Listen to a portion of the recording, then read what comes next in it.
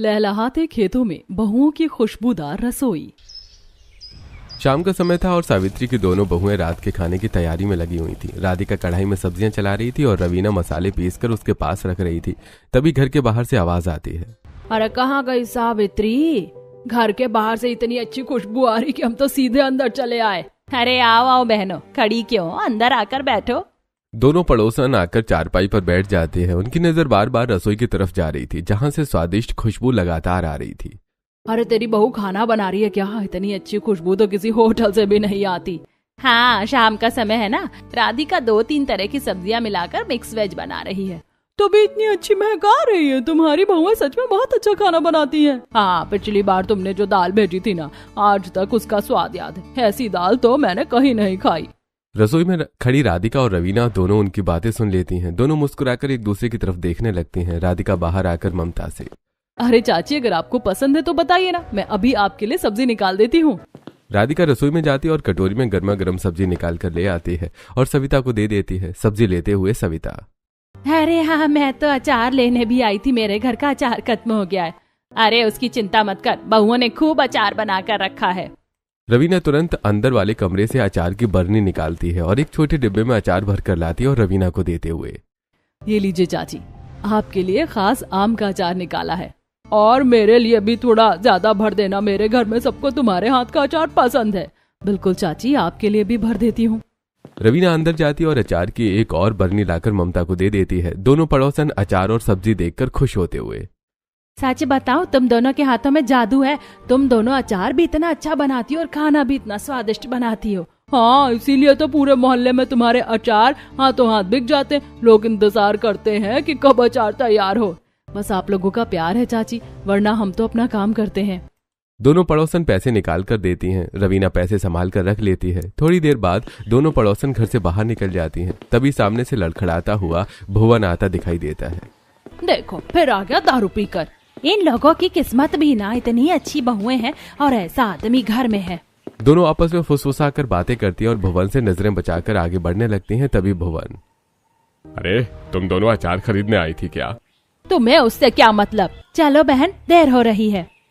दोनों बिना रुके वहां से चली जाती हैं।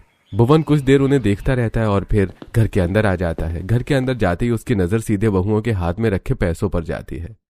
बहू, तुम लोगों ने अचार बेचा है ना, कुछ पैसे आए होंगे। जी आए तो हैं, लेकिन आप क्यों पूछ रहे हैं? मुझे थोड़े पैसे दे दो, मुझे एक जरूरी काम है। सावित्री तुरंत उसकी बात समझ जाती है और गुस्से से उसकी तरफ देखने लगती है। मुझे पता है कौन सा जरूरी काम है, फिर दारू पीने के लिए पैसे मांग रहे हो। अरे ऐसा नहीं है। बिल्कुल ऐसा ही है, कोई पैसे नहीं मिलेंगे। फिर सावित्री दोनों बहुओं के कान में, बहुओं, आज सब्जी लेने मत जाना, नहीं तो इन्हें पता चल जाएगा कि पैसे कहाँ रखे हैं। ठीक है माँ जी, हम कल चले जाएंगे। कुछ देर बाद आकाश और विकास मजदूरी करके घर लौटते हैं। दोनों के कपड़े धूल से भरे हुए थे और चेहरों पर थकान साफ दिखाई दे रही थी।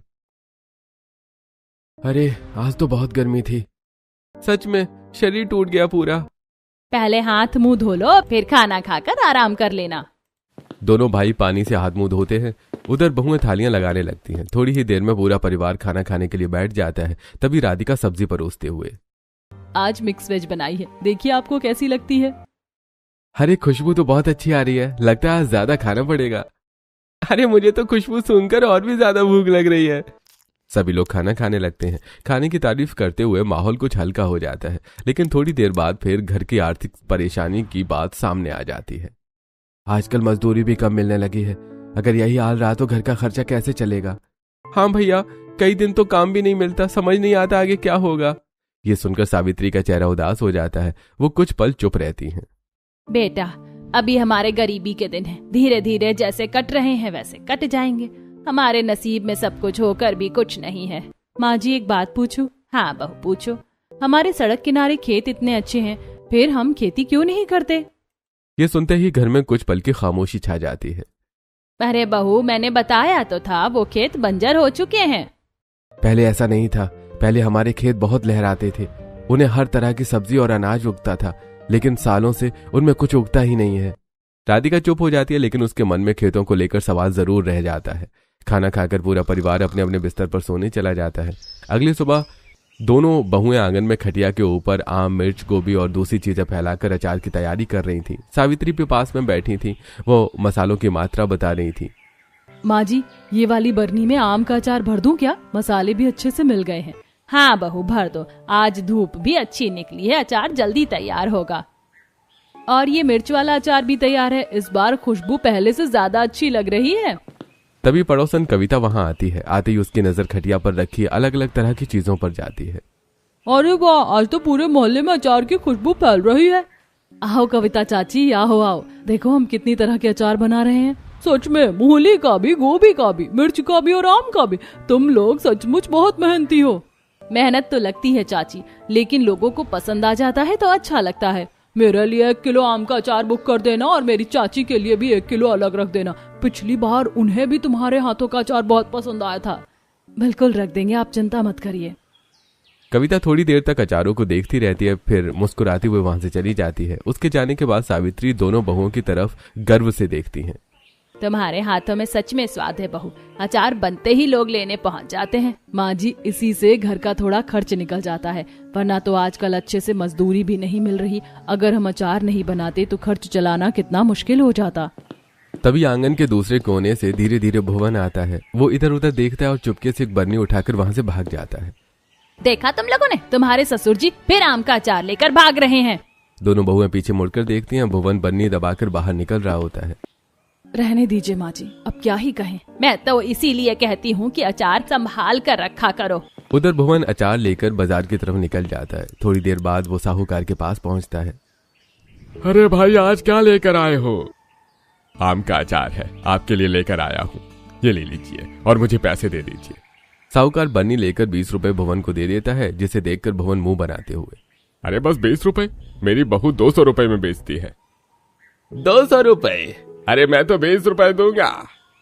फिर आप रहने दीजिए, मैं अपने अचार 20 रुपए में नहीं बेचूंगा, किसी और को दे दूंगा। अरे भवन, कहाँ जा रहे हो? अचार की बात नहीं करेंगे, पहले चाय आए पी लो। हाँ, चाय पीते हैं। साहूकार उसे चाय की दुकान पर ले जाकर बिठा देता है। दोनों चाय पीने लगते हैं। भुवन समझ नहीं पाता कि साहूकार अचानक इतना अच्छा व्यवहार क्यों कर रहा है। तुम्हें पैसे की जरूरत रहती है ना, ये कुछ पैसे रख लो। अपना अचार भी किसी और को बेचकर पैसे ले लेना। बिना किसी बात के पैसे दे रहे हो, लेकिन आप तो जो चाहते हैं वो कभी नहीं हो सकता। अरे कोई बात नहीं, मेरा मन था कि मैंने तुम्हें बता दिया था। अगर तुम्हें नहीं पसंद तो तुम मत करो, लेकिन दोस्ती के नाते ये पैसे रख लो। भुवन हैरान जरूर होता है, लेकिन पैसे रख लेता है। उसके बाद वो फिर शराब पीने चला जाता है और साहूकार के दिए हुए पैसों से खूब शराब पीता है। ऐसे ही आए दिन साहूकार भुवन को पैसे देता है और भुवन उन पैसों से शराब पीता। धीरे धीरे समय बीत रहा था। अरे जल्दी देखो, इन्हें क्या हो गया? बाबूजी आंखें खोलिए, लगता है इनकी हालत ठीक नहीं है। पूरा परिवार घबरा जाता है। उसी समय खबर सुनकर साहूकार भी वहां पहुंच जाता है। अरे ये तो बहुत बीमार लग रहे हैं, इनके तो अच्छी तरह इलाज करवाना चाहिए। हाँ, इलाज तो करवाना पड़ेगा, लेकिन हमारे पास पैसे नहीं है।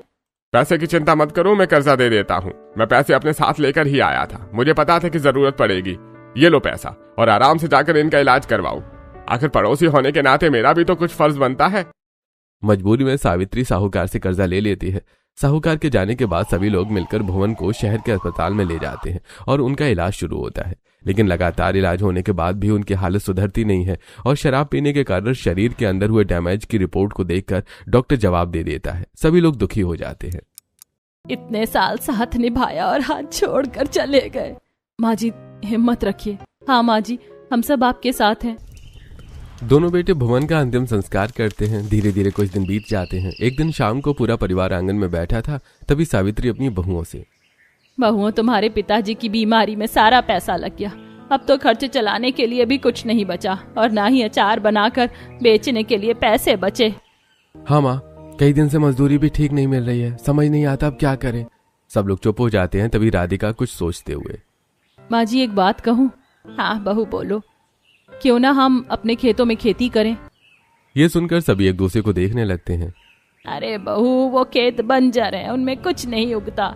माँ जी सही कह रही है, हमने कई बार कोशिश की लेकिन उसमें कुछ नहीं होगा। खेतों पर अपनी मेहनत और पूंजी लगाने का कोई फायदा नहीं। वैसे ही हमारे पास पैसे नहीं है।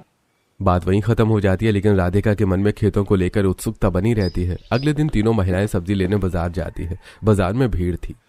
अरे आज तो टमाटर भी बहुत महंगे हैं। और भिंडी भी। अगर सब्जियां सस्ती मिलती तो हम टिफिन का काम भी कर सकते थे। माँ जी, अगर हम खुद सब्जियां उगा ले तो? चलिए आज खेत भी देख लेते हैं। हाँ, देखने में क्या जाता है। तीनों बाजार से लौटते समय खेतों की तरफ मुड़ जाती हैं। वहां पहुंचकर राधिका मिट्टी को हाथ में लेकर ध्यान से देखने लगती है। दीदी, जरा ये मिट्टी देखो। क्या हुआ? राधिका मिट्टी को उंगलियों में मसलती और थोड़ा फिर चखती है। इसमें नमक है। नमक? सच में? रवीना भी मिट्टी चख कर देखती है। अरे हाँ, मिट्टी तो नमकीन है। यही कारण है कि खेत बंजर हैं। तब क्या किया जा सकता है? अगर नहर का पानी यहाँ लाया जाए और ढेर सारा पानी खेतों में बहा दिया जाए तो उससे नमक बह जाएगा और मिट्टी ठीक हो जाएगी। हाँ राधिका, लेकिन इसमें बहुत मेहनत लगेगी क्योंकि नहर यहाँ से काफी दूर है और फिर हम नहर से यहाँ तक पानी आखिर लाएंगे कैसे? कुछ भी करेंगे, कोई भी जुगाड़ लगाएंगे, लेकिन हम अपने खेतों में खेती जरूर करेंगे। तीनों महिलाएं उम्मीद भरी नजरों से खेत को देखने लगती हैं। कई साल बाद पहली बार उन्हें लगता है कि शायद इन खेतों में फिर से हरियाली लौट सकती है। शाम को घर पहुंचकर वो सारी बात आकाश और विकास को बताती हैं। दोनों भाई ध्यान से सब सुनते हैं। सच में मिट्टी में नमक है? हाँ, और अगर पानी मिलता रहे तो ठीक हो सकती है। मेहनत करनी पड़ेगी, लेकिन कोशिश कर सकते हैं। हम सब मिलकर करेंगे। अगर तुम लोग तैयार हो तो मैं भी साथ हूँ। पूरा परिवार पहली बार किसी नए सपने के बारे में सोचता है। अगले दिन सुबह सूरज निकलने से पहले ही राधिका और रवीना उठ जाती हैं। दोनों जल्दी जल्दी घर का काम निपटाती हैं और फिर सभी लोग अपने खेतों पर पहुंच जाते हैं। खेतों को ध्यान से देखते हुए विकास राधिका से, नहर खेतों से काफी दूर है, वहां से खेतों तक पानी लाना आसान नहीं है। हमारे पास तो इतना पैसा भी नहीं है कि कोई बड़ी व्यवस्था कर सके। अगर हम टूटे हुए मटके इकट्ठा कर ले और उन्हें जोड़कर नहर से खेत तक एक नाली बना दे तो? टूटे मटकों से नाली? हाँ, आधे टूटे मटकों को एक के पीछे एक लगाकर ढलान की तरफ रास्ता बना देंगे। पानी धीरे धीरे खेत तक पहुंच जाएगा। लेकिन इतने सारे टूटे मटके मिलेंगे कहाँ? इसके लिए तो हमें कुम्हार से बात करनी पड़ेगी। उसके पास पुराने और टूटे मटके जरूर होंगे। सभी को राधिका की बात पसंद आ जाती है और पूरा परिवार तुरंत कुम्हार के घर पहुंचते हैं। फिर राधिका कुम्हार से, काका, हमें कुछ टूटे हुए मटकों की जरूरत है। अरे टूटे मटके तो हैं, लेकिन मैं उन्हें कभी कभी दूसरे काम में इस्तेमाल कर लेता हूँ। भाई, जितना बन पड़े उतने हमें दे दो। हम उनसे अपने खेतों में पानी पहुंचाना चाहते हैं। हाँ ठीक है बेटी, अगर खेत फिर से हरे हो जाए तो इससे अच्छी बात क्या होगी। ये सुनते ही सबके चेहरे खिल उठते हैं। वो टूटे हुए मटके चुन चुन कर एक जगह रखने लगते हैं। तभी विकास गांव से एक पुराना ठेला लेकर आ जाता है। सभी मिलकर मटकों को ठेले में भरकर ठेला लेकर नहर के किनारे पहुंच जाते हैं। फिर सभी मिलकर नहर से लेकर खेत तक एक एक करके टूटे हुए मटके जमीन में जमाते हैं। रवीना और राधिका मिट्टी खोदती है। घंटों की मेहनत के बाद नहर से खेत तक टूटे मटकों की लंबी नाली तैयार हो जाती है। ऊपर से मिट्टी डालकर उसे ढक दिया जाता है ताकि कचरा अंदर न आए। आखिर वो पल भी आ जाता है जब सब लोग नहर का पानी नाली में छोड़ते हैं। अरे देखो, पानी चल पड़ा। सभी लोग नाली के साथ साथ दौड़ने लगते हैं। पानी धीरे धीरे आगे बढ़ता है और कुछ ही देर में खेत तक पहुंच जाता है। माँ जी, पानी आ गया। भगवान का लाख लाख शुक्र है। अब ये खेत जरूर बदलेंगे। पहली बार खेत की सूखी मिट्टी पर पानी फैलता है। सभी लोग उसे देखकर भावुक हो जाते हैं। वर्षों बाद उन खेतों को पानी मिला था। शाम होते होते सब थक चुके थे, इसलिए सभी घर लौट आते हैं। अगली सुबह सब फिर खेत पहुंच जाते हैं। खेतों को देखकर राधिका, इतना पानी आने के बाद खेत से मिट्टी तो धुल गई और मिट्टी नरम भी हो गई है। ये खेती के लिए अब बिल्कुल तैयार है, लेकिन हमारे पास बैल नहीं है, इसलिए हम सभी को खुद ही कुदाल और फावड़ा लेकर खेत की जुताई करनी होगी। अगर बैल होते तो काम आसान हो जाता। मेहनत हमारी सबसे बड़ी ताकत है। सभी मिलकर मिट्टी पलटते हैं। पसीना लगातार बह रहा था, लेकिन किसी ने आराम नहीं किया। धीरे धीरे खेत की मिट्टी नरम होने लगती है और सभी मिलकर मिट्टी में सब्जियों के बीज लगाते हैं। धीरे धीरे समय बीतने लगता है और पूरा परिवार रोज सारा दिन खेतों की सिंचाई, सफाई और बीजों की देखभाल करता है। सब्जियों के पौधे उगने लगे हैं, जिसे देखकर राधिका और रवीना खुश होते हुए, देखा जेठानी जी, हमारी लगाई हुई सब्जियां अब उगने लगी हैं। जल्द ही हम अपनी उगाई हुई सब्जियों से खाना बनाएंगे। हाँ राधिका, तुम बिल्कुल सच कहती हो। सुमित्रा अपनी दोनों बहू को खुशी से देख रही थी। ऐसे ही शाम हो जाती है। तब सावित्री खेत में काम कर रही अपनी दोनों बहुओं से कहती है, अरे तुम दोनों खेतों में काम ही करती रहोगी या घर भी चलोगी? शाम हो रही है। माँ जी, हमारी सब्जियां बड़ी हो रही हैं, तो इन्हें छोड़कर जाने का मन ही नहीं कर रहा। कहीं कोई जानवर या कोई आदमी इन्हें खराब ना कर दे। क्यों ना हम अपने खेतों में झोपड़ी बना कर रहें। तुम्हारी बात सही है बहू, लेकिन इसके लिए हमें घर के मर्दों से बात करनी होगी। फिलहाल अभी तो घर चलो, काफी देर हो गई है और वो दोनों भी मजदूरी से आते ही होंगे। सुमित्रा अपने दोनों बहुओं के साथ घर आ जाती है। तब तक उसके दोनों बेटे भी आ जाते हैं। सभी बैठकर खेत में रहने के लिए झोपड़ी बनाने की बात करते हैं। सारी बातें सुनकर आकाश, तुम दोनों सही कहती हो। हमें अगर खेतों की रखवाली करनी है तो हमें वहीं पर रहना ठीक होगा। तो कल सुबह ही हम सब खेतों पर जाकर बांस और घास फूस की मदद से वहां एक झोपड़ी तैयार कर लेंगे। अगले दिन सभी लोग खेतों में जाते हैं और आसपास के जंगलों से बांस और लकड़ियां काट कर लाते हैं और खेतों के किनारे उन्हें गाड़ कर उनके आसपास लकड़ियों को तार से बांध देते हैं और ऊपर छत पर घास फूस के छप्पर डाल देते हैं। इस तरह उनकी झोपड़ी बनकर तैयार हो जाती है। तब राधिका अपनी झोपड़ी को देखते हुए, माँ जी झोपड़ी तो बहुत अच्छी बनकर तैयार हो गई है। ऐसा करते हैं कि हम अपनी रसोई का भी सारा सामान यहीं ले आते हैं और यहीं पर अपनी रसोई बनाते हैं। सभी लोगों को राधा का ये आइडिया पसंद आता है। सब लोग मिलकर रसोई का सामान वहां शिफ्ट कर लेते हैं और अब पूरा परिवार वहीं रहने लगता है और साथ ही खेतों की देखभाल करने लगता है। दोनों बेटे वहीं से खाना खाकर मजदूरी पर भी जाने लगते हैं। ऐसे कुछ दिन बीत जाते हैं। एक दिन अपनी सब्जियों को देखते हुए राधा अपनी सास से, माँ जी देखिए ना, लौकी की बेल कितनी आगे बढ़ गई है। कल तक तो इतनी छोटी थी और आज देखो कितनी फैल गई है। हाँ राधिका, और ये भाटे भी कितने अच्छे लग रहे हैं। लगता है हमारी मेहनत सच में रंग लाने लगी है। बेटियों, जब इंसान सच्चे मन से मेहनत करता है ना, तो भगवान भी उसका साथ देता है। ये सब उसी का आशीर्वाद है। तीनों मिलकर सब्जियों को क्यारियों में पानी डालते हैं। नहर से टूटे मटकों वाली नाली के जरिए पानी लगातार आ रहा है। अब खेत हरी हरी सब्जियों से लहलहाने लगते हैं। थोड़ी देर बाद राधिका कुछ सब्जियां तोड़कर टोकरी में रखती है, फिर उन्हें लेकर वो रसोई में आती है। राधिका सब्जियां काटती है, सावित्री आटा गूंथती है। तीनों मिलकर खाना बनाने लगती हैं। माँ जी ये देखिए कितनी ताजी सब्जियां हैं। बाजार वाली सब्जियों जैसी बिल्कुल नहीं लग रही। क्योंकि ये मेहनत से उगी है बहू। मेहनत का स्वाद अलग ही होता है। और आज तो खाना खाने से पहले ही उसकी खुशबू सबको बुला लेगी। उसके बाद तीनों बहुएं चूल्हा जलाती हैं और झोपड़ी के अंदर मिट्टी के चूल्हे पर मिट्टी के बर्तन में खाना बनाना शुरू करती हैं। वो दाल को तड़का देती हैं, चावल बनाती हैं और फिर सब्जी बनाती हैं। कुछ ही देर में सब्जी की खुशबू पूरे इलाके में फैलने लगती है। पास के खेतों में काम कर रहे मजदूर भी उस महक को महसूस करते हैं। अरे भाई, कितनी अच्छी खुशबू आ रही है। ऐसा लग रहा है जैसे किसी शादी में खाना बन रहा हो।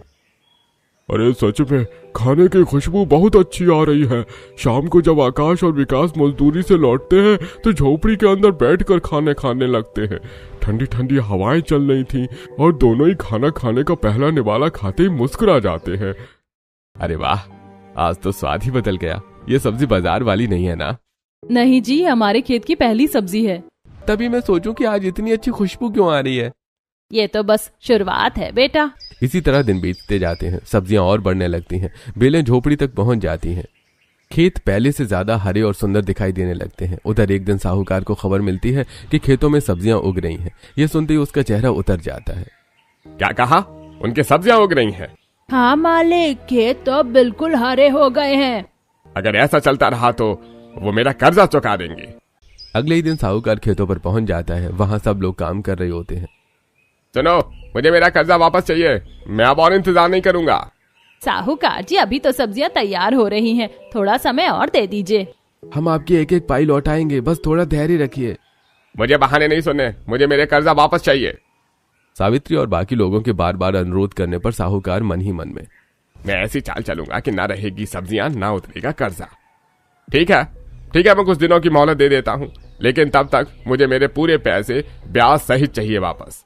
साहूकार वहां से चला जाता है। समय बीतता है और पूरा परिवार जी जान लगाकर अपनी सब्जियों की खेती में जुटा रहता है। उनके खेतों को देखकर गांव वाले आपस में बातें करते हुए, अरे वाह भाई वाह, कितनी बढ़िया खेती कर ली इन लोगों ने। और ये सब्जियां तो बिल्कुल जैविक लग रही हैं। क्यों ना हम थोड़ी सब्जियां मांग कर ले लें। मुन्ना और कल्लू दोनों सावित्री के पास जाते हैं और उन सब्जियों को मांग कर अपने घर ले आते हैं। उसके बाद दोनों बहुएं अपनी रसोई में जाती हैं और ठंडी ठंडी हवाओं के बीच चूल्हे पर खाना बनाना शुरू करती हैं। वो खेतों से तोड़ी हुई अलग अलग तरह की सब्जियों को काटती हैं और उन्हें तड़का देकर तैयार करती हैं। साथ में रोटी और चावल भी बनाती हैं। खाना बनाते समय राधिका अपनी सास से, माँ जी देखिए, इन खेतों में खाना बनाने में हमें गर्मी भी नहीं लग रही और मिट्टी की सौंधी खुशबू कितनी अच्छी लग रही है। हाँ बहू, इन ठंडी चलती हवाओं ने तो जैसे हमारे जीवन में राहत देने का काम किया है। तभी आकाश और विकास भी वहां आ जाते हैं और वहां बैठकर ठंडी ठंडी हवाओं के बीच में खाना खाते हैं। फिर काम पर खाना लेकर जाते हैं। दोपहर में जब मजदूर उनके साथ खाना खाते हैं तो सभी खाने की खूब तारीफ करते हैं। अरे भाई, ऐसा स्वादिष्ट खाना तो मैंने बहुत दिनों बाद खाया है। और इसकी खुशबू तो कमाल की है। मेरी पत्नी और भाभी ने बनाया है। अरे तुम लोग ढाबा क्यों नहीं खोल लेते? इतना स्वादिष्ट खाना अगर हमें सस्ते में मिलेगा तो हम भी रोज खाएंगे। और हमारे जैसे न जाने कितने मजदूर हैं जिन्हें दोपहर का खाना मिल ही नहीं पाता। अगर तुम ढाबा खोलोगे तो हम सब तुमसे ही खरीदेंगे। हाँ, मैं अपनी पत्नी से इस बारे में जरूर बात करूंगा। शाम को घर लौटकर दोनों भाई सारी बातें सावित्री और दोनों बहुओं को बताते हुए, मुझे भी ऐसा ही लगता है कि हमें ढाबा खोल लेना चाहिए। अब तो सब्जियां भी घर की हैं और खाना तो तुम दोनों बहुत अच्छा बनाती ही हो। बात तो सही है, लेकिन उसके लिए तो बहुत सारे पैसों की जरूरत होगी। इतने पैसे कहाँ से आएंगे? हाँ, इसके लिए हमें कुछ दिन इंतजार करना होगा। हम अपनी सब्जियां बेचकर कुछ पैसे इकट्ठा करेंगे, फिर टिफिन का व्यापार शुरू करेंगे। अगले दिन पंचायत से खबर आती है कि सरपंच साहब ने पूरे परिवार को पंचायत में बुलाया है। पूरा परिवार पंचायत में पहुंचता है। तब साहूकार सरपंच से, सरपंच जी, इन लोगों ने मुझे ढेर सारा कर्जा ले रखा है। जब इनके बीमार पिता थे तब भी मैंने कर्जा दिया था और उसके पहले भी दिया था, और अब ये लोग कर्जा नहीं दे रहे हैं, तो इसलिए इनका खेत लेकर मुझे दे दीजिए ताकि मैं उसे बेचकर अपना कर्जा चुका लूं। क्या बात है भाई, तुम लोग इनका कर्जा वापस क्यों नहीं कर रहे हो? इनका कर्जा दो या फिर अपना खेत दे दो।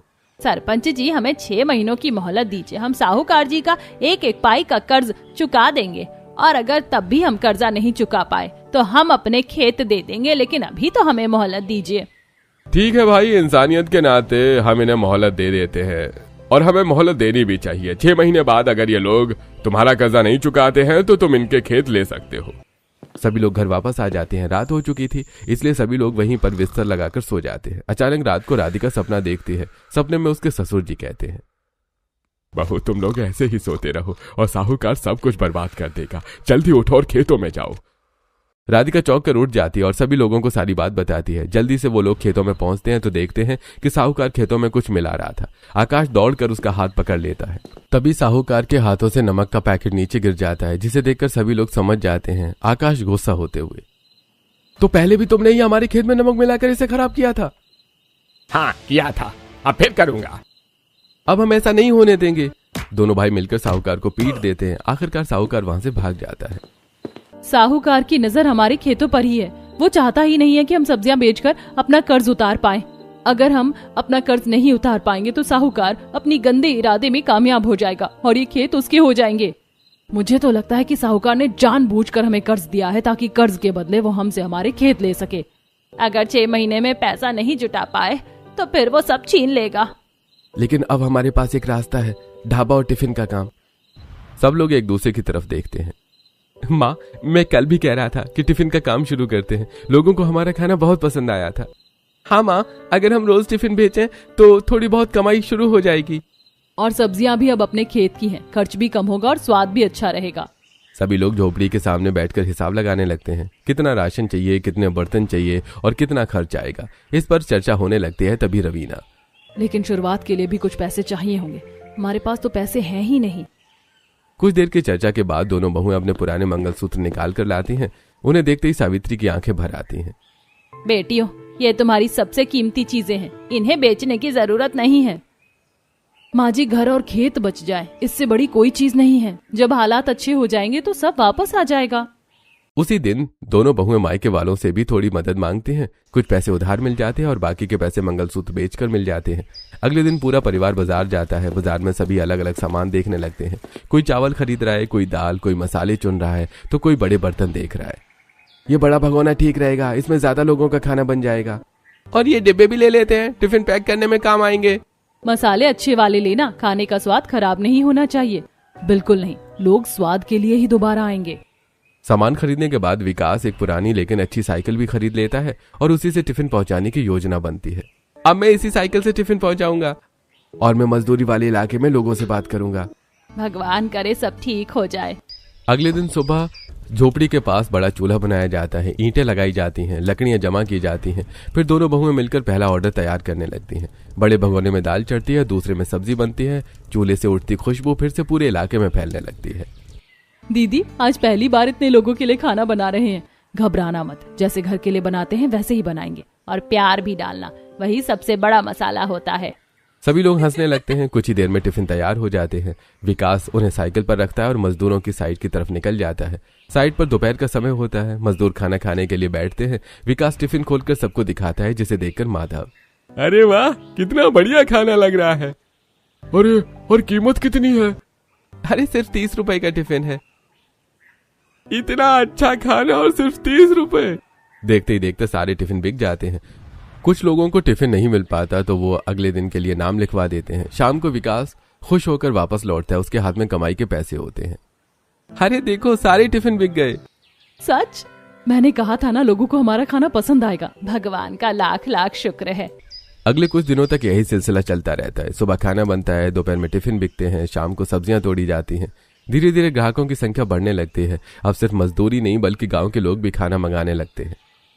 अरे अब तो रोज नए ग्राहक मिल रहे हैं। हाँ, मुझे लगता है जल्दी टिफिन कम पड़ने लगेंगे। फिर हमें और ज्यादा बनाना होगा। अगले दिन सचमुच टिफिन कम पड़ जाते हैं। कुछ लोग खाना लेने आते हैं लेकिन खाना खत्म हो चुका होता है। अरे भाई, हमारे लिए नहीं बचा। आज तो सब खत्म हो गया, कल के लिए नाम लिखवा दीजिए। अरे ठीक है, कल जरूर आएंगे। रात को पूरा परिवार फिर से बैठकर चर्चा करता है। अब सिर्फ टिफिन से काम नहीं चलेगा, हमें ढाबा खोलने के बारे में सोचना चाहिए। वैसे भी हमें 6 महीने में साहूकार का कर्ज चुकाना है। पूरा परिवार मिलकर फैसला करता है कि थोड़े पैसे और जोड़कर एक छोटा सा किराए का ढाबा लिया जाए। अगले कुछ दिनों तक सभी और ज्यादा मेहनत करते हैं। सुबह खेत, दोपहर टिफिन और शाम को हिसाब किताब। हर कोई अपने हिस्से की जिम्मेदारी निभाता है। धीरे धीरे उनके पास इतना पैसा इकट्ठा हो जाता है कि वो एक छोटा ढाबा किराए पर ले सके। बेटियों, तुम लोगों ने तो घर की किस्मत बदल दी। अब इन पैसों से हम किराए का ढाबा ले सकते हैं। माँ जी, हमने अकेले कुछ नहीं किया, सबने मिलकर मेहनत की है। वो लोग किराए का ढाबा खरीद लेते हैं और कुछ ही दिनों में उनका छोटा ढाबा शुरू हो जाता है। सुबह सुबह वहां भी चूल्हा जलने लगता है। खेतों की सब्जियां सीधे ढाबे तक पहुंचती हैं। पहले दिन कई ग्राहक आ जाते हैं। कुछ मजदूर होते हैं, कुछ गांव वाले और कुछ राहगीर। सभी खाने के साथ अचार की डिमांड करते हैं। बहुएं खाने के साथ अचार भी बनाने लगती हैं और ग्राहकों को देने लगती हैं। अरे भाई, यही वो खाना है जिसकी खुशबू खेतों तक आती थी। जी हाँ, बिल्कुल वही है। तो फिर तो आज यही खाना खाएंगे। देखते ही देखते ढाबे में भीड़ बढ़ने लगती है। सभी लोग खाने की तारीफ करते हैं। किसी को दाल पसंद आती है, किसी को सब्जी, किसी को अचार। इसी तरह दिन बीतते जाते हैं। 6 महीने पूरे होने के करीब आ जाते हैं। एक दिन खबर आती है कि सरपंच ने पंचायत में बुलाया है। सभी लोग पंचायत में पहुंचते हैं। सरपंच जी, आप फैसला कर दीजिए। अरे पहले इनकी बात भी सुन लेते हैं। तभी आकाश आगे बढ़ता और पैसे से भरा थैला सरपंच के सामने रख देता है। ये रहा पूरा कर्जा, एक एक पैसा चुका रहे हैं। साहूकार ये देखकर चौंक जाता है। ये कैसे हो सकता है? तभी गांव का एक आदमी आगे आता है। अरे सरपंच जी, मुझे कुछ कहना है। उस रात मैंने अपनी आंखों से साहूकार को इनके खेतों में नमक डालते देखा था। पंचायत में हलचल मच जाती है। साहूकार का चेहरा उतर जाता है। अरे भैया, और मैंने इसे इनके ससुर को शराब पिलाते और बार बार कर्जा देते देखा था। इनकी नियत शुरू से ही जमीन पर थी, इसलिए यह भवन को भी बार बार शराब पीने के लिए पैसे देता था ताकि वो मर जाए और उसके मरने के बाद खेत इसके हो जाएं। अब धीरे धीरे पूरी सच्चाई सामने आने लगती है। कई लोगों की गवाही के बाद पंचायत को सच्चाई समझ में आ जाती है। साहूकार, तुम्हारी नियत शुरू से खराब थी। तुमने गलत काम किया। अब तुम इस गांव में नहीं रह सकते, तुम्हें गांव छोड़ना पड़ेगा। पंचायत का फैसला सुनाते ही साहूकार का सिर झुक जाता है। गांव वाले भी उसके खिलाफ हो जाते हैं। आखिरकार उसे गांव छोड़कर जाना पड़ता है। साहूकार के जाने के बाद पूरा परिवार राहत की सांस लेता है। दिन बीतते हैं और उनका ढाबा और भी अच्छा चलने लगता है। खेतों में सब्जियां लहलहाती रहती हैं। खेतों के बीच से गुजरने वाले लोग आज भी खाने की खुशबू महसूस करते हैं। इसी तरह लहलहाते खेतों के बीच उनकी खुशबूदार रसोई पूरे इलाके में मशहूर हो जाती है।